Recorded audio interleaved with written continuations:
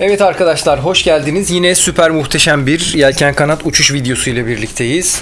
Burası Mire Dağı ve ben mikrofonun pilini şarj etmeyi unutmuşum. Daha doğrusu mikrofonu şarj etmiştim ama gece açık kalmış, pilini bitirmiş. O yüzden uçuşta ses kaydı alamadım. Böyle size dışarıdan bir şeyler anlatacağım. Bu video biraz önemli bir video. Videonun sonunda ne kadar önemli olduğunu göreceksiniz. Şimdi burası Mire Dağı. Şu an kalkış yaptığım yön kuzeydoğu yönü. 15-20 kilometre civarında rüzgar var. 20 değil de işte 15 falan. Güzel bir kalkış. Koşmaya devam. Sonra da havadayız.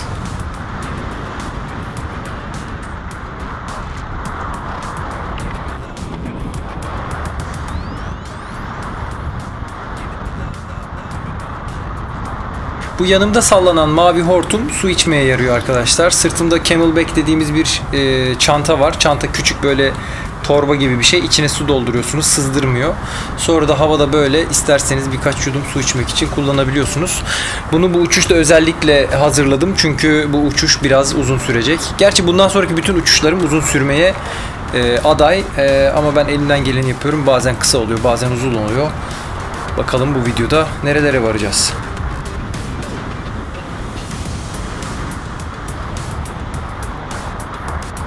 Şimdi gördüğünüz gibi Mire'nin yamacında biraz yakın uçuyorum ki yelken bandından biraz yararlanabileyim diye. Fakat rüzgar 15-20 kilometre civarında olmasına rağmen o kadar ciddi bir yelken bandı yok. Demek ki rüzgardan çok termikler var ve termin etkisiyle rüzgar hissediyoruz.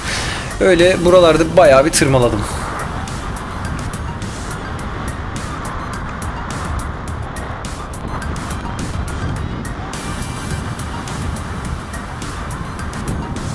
Böyle kuzey tarafında ufak tefek bir termik kırıntısıyla uğraştıktan sonra artık vazgeçip iniş yönüne doğru gitmeye karar verdim. Çünkü daha da alçak irtifaya düşersem inişe yetişmem zor olacak. Hem de bu arazide böyle alçak irtifadan gidince çok bir tadı olmuyor. Termik denk gelse bile çok faydalanamayabiliyorsunuz. Şimdi o yüzden en azından inişe doğru gideyim. Yolda bir şey denk gelirse ya hak der, oradan tırmanırız diye düşünmüştüm.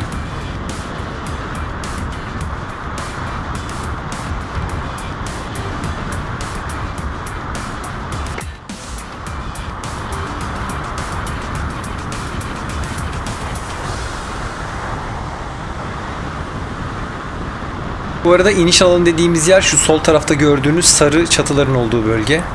Ne kadar yatayda süzülerek gelmek zorunda kaldığımızı görüyoruz. Tam iniş planlamak üzereyken 150 metre civarındayken şurada yığılı olan kumların termiğinden ufak ufak bir şeyler çıkmaya başladı. Ben de sağdan dönüşte termiğe girdim. Giriş o giriş. Aynı termikle durumu bayağı toparladık.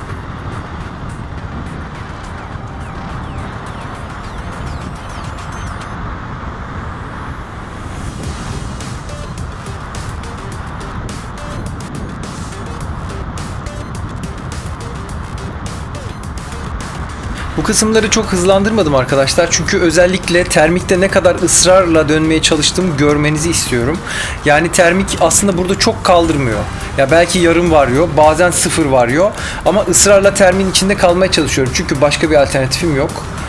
Bu sayede termin içinde kalırsanız bir süre sonra aynı yerden daha güçlü bir termik kopabiliyor ve bu sefer daha güçlü bir şekilde sizi yükseltiyor. Bakın, sarı çatıları takip ederseniz aslında ne kadar geriye beni sürüklediğini görmenizi istiyorum rüzgarın.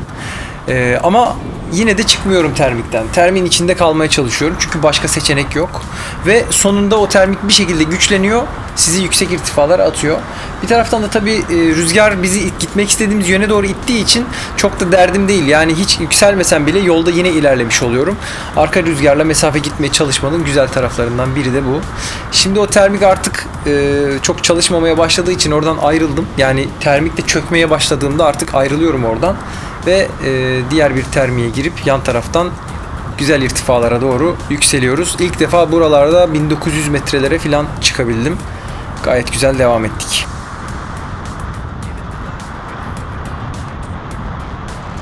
Gördüğünüz gibi bulut tabanı hemen belki birkaç yüz metre üstümüzde. İlla bulut tabanına çıkacağız diye de uğraşmaya gerek yok. Bulutlara yaklaştıkça termik zayıflayabildiği için şu an artık yola devam etmek istiyorum. Bu işte tabii önemli olan aynı zamanda mesafeye gidebilmek. O yüzden çok da böyle Oyalanmadan ilerlemeye çalışıyorum. Bir sonraki termikte bu şekilde dönüşe devam.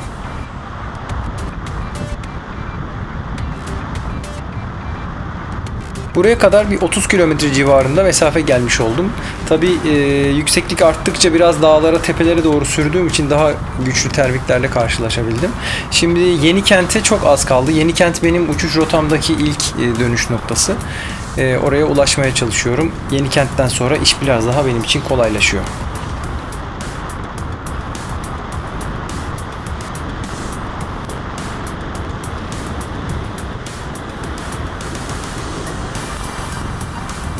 Burada aşağıda bir katı atık arıtma tesisi görüyorsunuz ya da dönüşüm tesisi mi artık neyse bilmiyorum.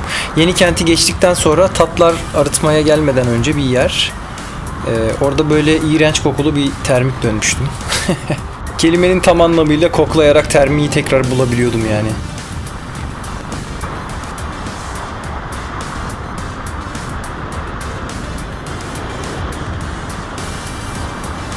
Az önceki kokulu termikte epey bir uğraştıktan sonra çok fazla bir irtifa alamayıp yoluma devam ettim.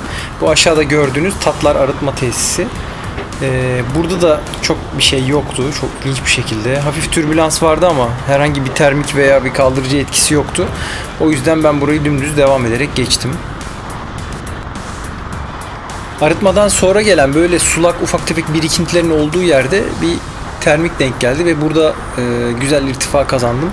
Sanıyorum suyun oluşturduğu serinlik ve arazideki sıcak havanın bir araya gelmesinden dolayı oluşan o zıtlıktan dolayı, kontrasttan dolayı güzel bir termik oluştu. Burada yine epey çabalayarak irtifa kazanabildim.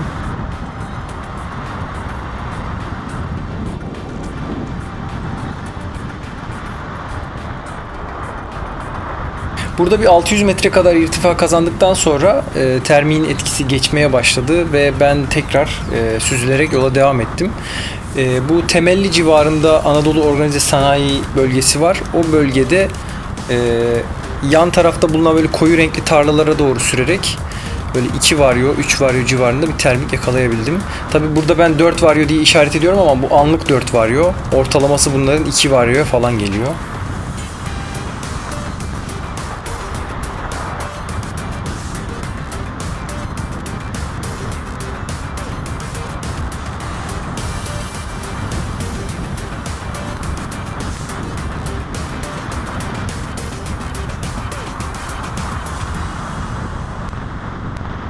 Artık sanayi bölgesini geçmeye başladım ve bu civarda yaklaşık 2400 metredeyim. Artık Temelli'ye rahatlıkla ulaştığımı söyleyebilirim. O da benim bir sonraki dönüş noktamdı. Burada böyle termik dönerek ilerlemeye devam. Termikler çok aşırı güçlü olmadığı için termikte kalarak ilerlemeye çalışıyorum. Çünkü termikten çıktığınızda hızlıca bastırıp irtifa kaybedebiliyorsunuz. Kaybettikten sonra da o irtifayı geri almak aşırı derecede zor oluyor. Benim burada stratejim genelde 2000 metrenin üzerinde kalmaya çalışmaktı. Çünkü 2000 metrenin altı o kadar da eğlenceli değil diyebilirim.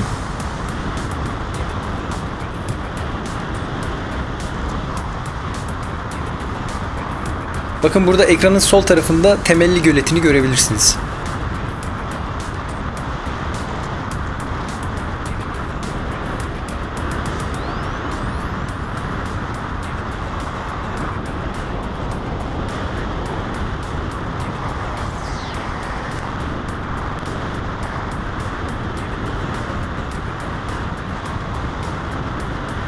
Buraya kadar süzülerek geldim çünkü Temelli'yi geçene kadar herhangi bir termik denk gelmemişti. Şimdi burada ufak bir termik kırıntısı yakaladım. Bunda tutunmaya çalışıyorum. Devam.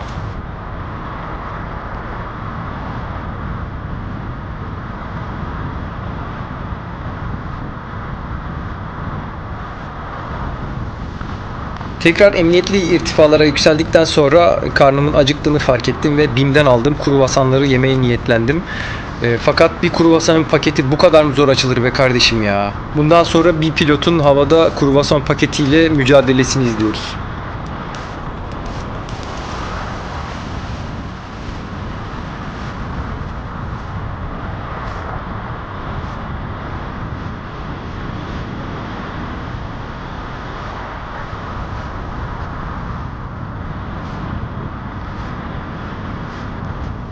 Bak daha hala açılmıyor paket. Ya paketi neyle yapıştırdınız kardeşim? Epoksiyle mi yapıştırdınız ya? Alt tarafı bir kruvasan.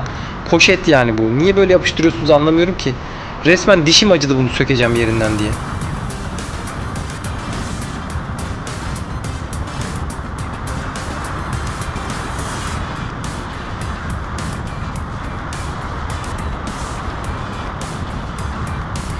Oh be sonunda. Vallahi yemin ediyorum bunu izlerken tekrar sinirim bozuldu ya. Adam 2500 metrede kruvasan yemeye çalışıyor. Bir şey ancak bu kadar zor olabilir.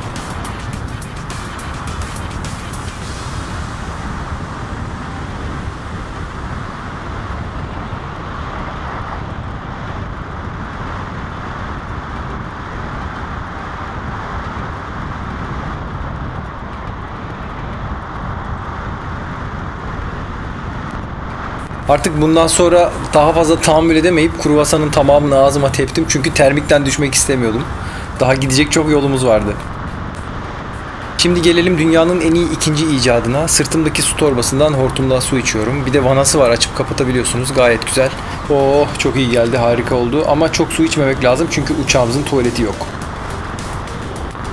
Burası şimdi Polatlı'nın 6 kilometre doğusu Kargalı Köyü yolu ve ben burada 132 metredeyim. Artık iniş planlıyorum. Fermuarı falan açmışım. Ayaklarımı sallamışım. Birazdan ineceğim derken Bodanesi çok güzel bir termik. Tın tın tın tın dönerek tekrar irtifa kazanmaya başlıyoruz. Birincisi hemen Mire'nin iniş alanında olmuştu. Yaklaşık 100 küsür metrede bir kurtarış. Bu da uçuşun ikinci alçak kurtarışı. Bakalım bizi tekrar bulut tabanına taşıyabilecek mi?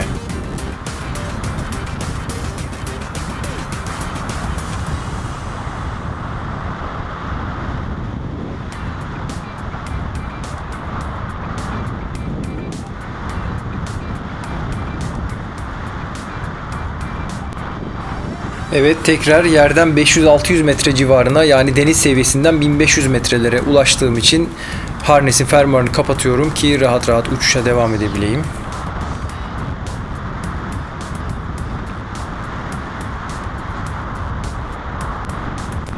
Şimdi Eski Polatlı köyündeyim. Burada bir termik yakaladım. Ufak ufak dönmeye devam ediyorum.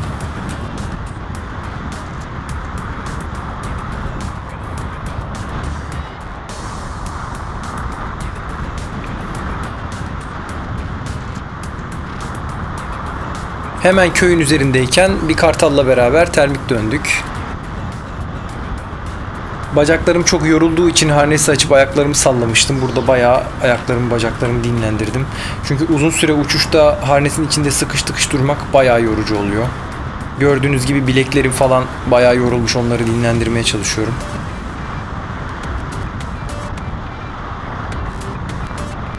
Eski Polatlı'da irtifamızı aldık. Şimdi yola devam. Şu bulutlara doğru gideceğiz. Çünkü bulutların altında güçlü termik olması ihtimali çok daha yüksek.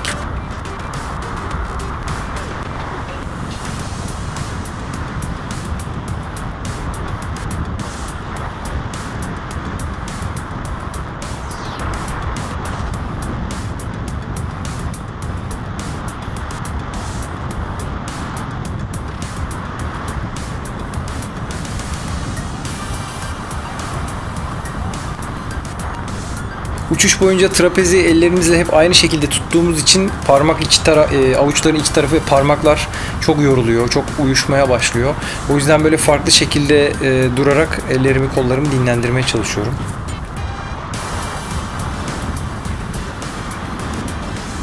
Ve sonunda uçuşun en güçlü termiği ve en yüksek irtifası olan 3200 metreye ulaşıyorum. Bundan sonra mükemmel bir süzülüşle uçuş devam edecek.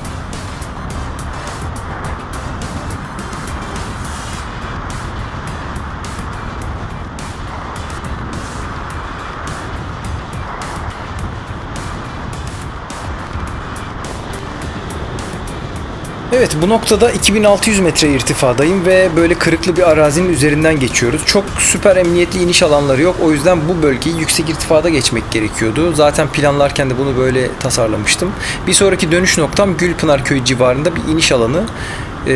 Akşam 6 olduğu için saat termikler de bu bölgede çok fazla karşıma çıkmadı. Bu şekilde yaklaşık 25 kilometre boyunca süzüldüm.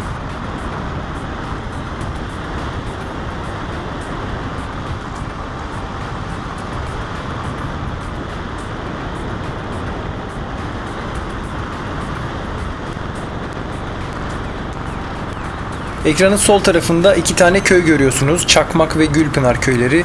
Bunları ben Google haritalardan hedef noktası olarak belirlemiştim. Şimdi ise kendi gözlerimle hayatımda ilk defa görüyorum.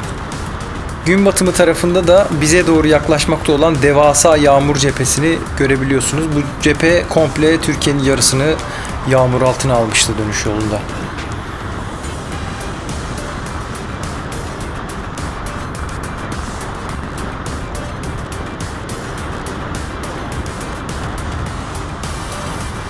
Bu noktadan sonra gözüm hep iniş alanlarındaydı. Kendime uygun bir iniş alanı belirlemem gerekiyordu. Tabii bir yandan da mümkün olduğunca ileri gitmek istiyordum ki mesafe uçuşum olabildiğince uzun olsun. Böyle süzülerek bir 5 kilometre daha ilerledim.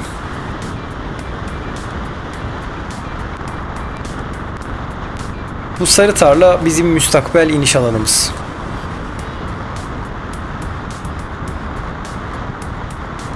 Yelken kanatla iniş planlarken en önemli olan şeylerden birisi iniş yapacağınız alanın düz olması. O yüzden iniş yapmadan önce o alanın etrafında uçarak her yönden eğimsiz olduğuna, yani düz olduğuna emin olmak gerekiyor. Ben burada biraz ilerleri de keşfetmek adına biraz ileri gidip geri dönmüştüm. Hem de iniş yapacağım alanı farklı açılardan görme imkanım oldu bu sayede.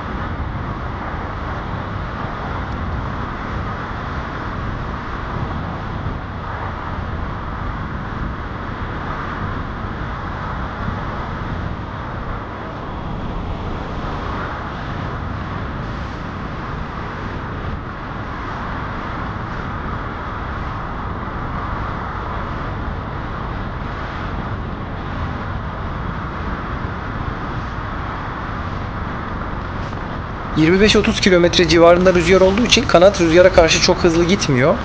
Ben de iniş alanının gerisinde esler çizerek irtifamı kaybettim ve inişimi o şekilde gerçekleştirdim.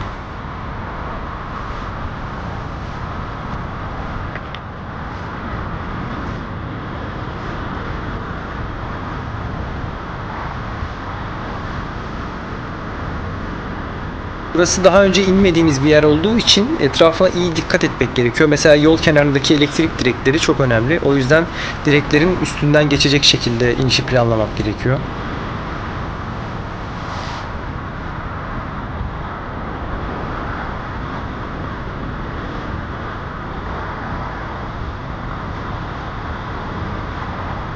Gayet güzel bir iniş alanı seçmişim. Hadi bakalım, emniyetli inişler.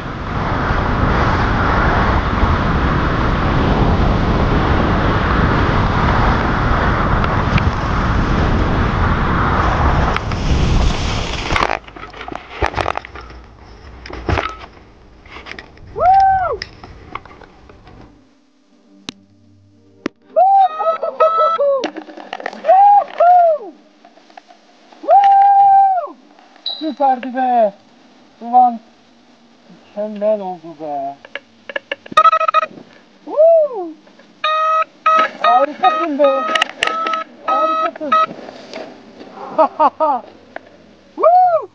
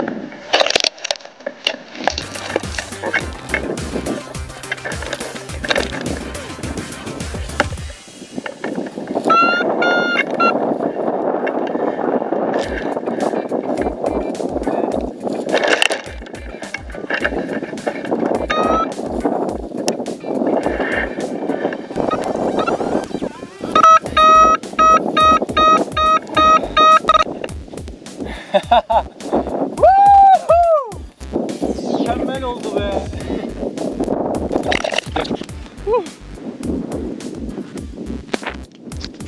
Arkadaşlar inanılmaz oldu ya. Abi bu nedir ya?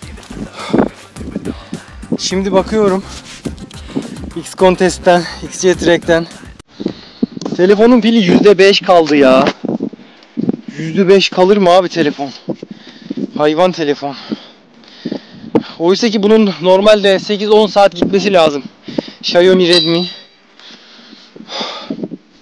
Neyse bir bakayım şu an heyecandan. Abi rotaya bakalım. 158 kilometre. Çok iyi ya. Kendi rekorumu kırdım. Kendi rekorum 112 kilometreydi. Çok yoruldum. Çok iyi ya. 158 kilometre 3 noktalı XC uçuşu olarak görünüyor. Konuşamıyorum ya. Aşırı yorgunum. Ya size konuşmamı sağlayan, sesi kaydeden zımbırtının pili bitmiş ya. Gece şarj etmiştim, açık unutmuşum. Sabaha kadar kendi pilini bitirmiş. Uçuşa gelince de şarj etme imkanım yoktu. 4-5 saatte falan şarj oluyor. O yüzden kusura bakmayın. Burası nere? Vallahi şu az ileride Çakmak diye bir köy var. Burası benim uzun mesafe rotamın içindeki bir nokta. Vay be. Çok yoruldum. Yani 158 kilometre gittim ama önceki sefer Burdur'a gittiğim gibi bir hava olsa Burdur'a diyorum ya. Eğer Polatlı'ya gittiğim gibi bir hava olsa muhtemelen 300'ü görürdük. Çünkü çok zorlandım. Yani termikler çok zayıftı ya. Yani 1 varyo, 1,5 varyo, yarım varyolarda böyle var ya 20 dakika, yarım saat böyle var ya kollarım, belim, yanım her yerim ağrıdı. Aşırı yoruldum ama yani çok mutluyum. Hani bu kadar, hani bu bir performans uçuşu ve ben saat 1,5'tan beri havadayım. Şu an saat kaç? 1,5 bile değil ya, belki 1'den bile, şu anda 6,5 saat. Yani 5 saat performans uçuşu yapabiliyorum ve çok iyi ya, ben giderim abi. Çok daha uzun mesafeler giderim ya. Meteoroloji daha iyi olursa. Süper oldu ya. Vallahi diyecek bir şey bulamıyorum ya. Efsane oldu. Ben videoyu artık ses kaydederek, üzerine ses kaydederek işte de rüzgar var. 30 kilometre rüzgarla geldim buraya. Arka rüzgar. Ben 50 ile gidiyordum. Kanat 80 ile gidiyordu. Yani çok güzel oldu. Biraz daha güçlü termik olsa. Yani uçuş boyunca 2 ya da 3 tane güçlü termik geldi, öyle söyleyeyim. 2 ya da 3 tane. Böyle 3 varyo falan gösteren 2-3 tane oldu. Ortalama 3 varyo hiç olmadı. Yani hep böyle 1,5'larda falandı. Ortalama 2'yi anca gördüm. Yapacağız. Daha uzun mesafe gideceğiz ve Burdur Gölü'ne ineceğiz arkadaşlar. Ankara'dan kalkıp ineceğiz. Efsane olacak. Çok güzel olacak. Şimdi ben bu tarafta gördüğünüz gibi bir gemi yaklaşıyor. Bu tarafta da zaten kapalı. Yağmur muhtemelen Ankara'ya şu anda sel indiriyor yani. Zaten yağmurdan kaça yani arkamızdan cephe gelirken biz bu tarafa doğru ilerlemiş olduk. Daha da risk almadan ben şimdi kaydı kapatayım. Adımı toplayıp babam çok yakındalar. Onlar gelecekler. Görüşürüz. Kendinize iyi bakın. Hoşça kalın. Bay bay.